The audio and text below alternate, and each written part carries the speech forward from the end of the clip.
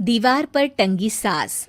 पंजाबी में कहावत है, सास चंगी होवे या ते दीवार ते टंगी होवे। संगीता की शादी भी एक ऐसे ही घर में होती है जहां उसकी सास दीवार पर टंगी होती है। ससुर और पति शादी के पहले दिन उसे सास के फोटो के सामने ले जाते हैं, जहां ससुर जी कहते हैं, बेटा बेटा संगीता, ये तुम्हारी सास थी, बहुत नेक और भली, लेकिन थोड़ी गुस्सैल थी। गुस्सा आने पर सब तहस नहस कर देती थी, पर अब ये इस दुनिया में नहीं है।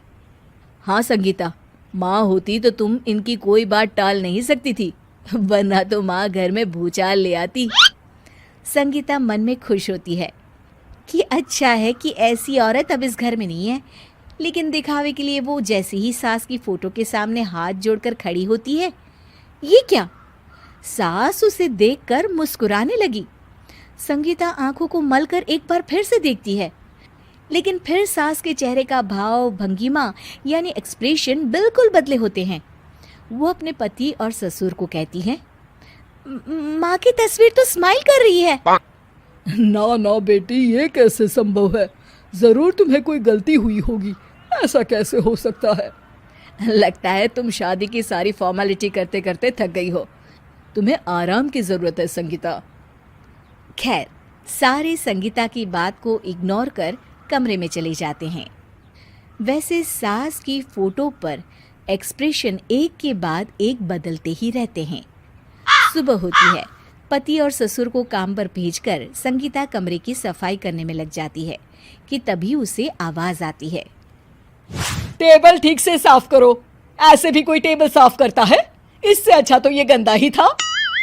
किसी औरत की आवाज सुन संगीता दंग रह जाती है और सोचने लगती है कि आवाज कहाँ से आई। आवाज को नजरअंदाज कर वो फिर से अपना काम करना शुरू करती है, लेकिन इस बार तो आवाज बिल्कुल उसके कान के पास से आती है। मेरा घर है ये। जब तक मैं थी चमका कर रखती थी, हर एक चीज शीशे की तरह थी। तुम्हें तो ना सफाई आती है ना कुछ पता है। क्यों तुम्हें मेरे घर की जिम्मेदारी दे दी गई है? पता नहीं तुम में मेरे बेटे को क्या दिखाई दिया। मैं होती तो एक से बढ़कर एक लड़कियों की लाइन लगा देती। अब संगीता को समझने में देर नहीं लगी कि ये आवाज किसी और की नहीं बल्कि उसकी सास की है, जो दीवार पर टंगी है। वो उसके पास जाती है और कहती है, नमस्ते सासू माँ, मुझे तो कल ही लग रहा था कि दीवार में कुछ काला है। वो दीवार नहीं, दाल होती है पगली। सही पकड़े हैं सासू माँ।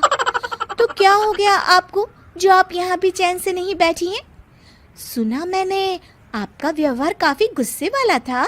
चुप रह तू, ज्यादा बकर बकर ना कर। घर का काम करना तो आता नहीं, आई है मुझसे बहस करने। हाँ देखिए सासू माँ, मैं आपसे साफ साफ कह देती हूँ, मुझसे पंगा लेने की कोशिश मत करिएगा। तभी पीछे से संगीता का पति आता है। अरे संगीता, किससे बात कर रही हो? कौन है वहाँ? संगीता की सास की फोटो फिर से पहले जैसी हो जाती है। आपकी माँ से कह रही थी कि मुझे काम करना आता। अरे संगीता, माना सास के ताने हर बहू को अच्छे लगते हैं, लेकिन यहाँ तो माँ है ही नहीं। तुम तो फोटो से ही तुम भी लाजवाब हो संगीता।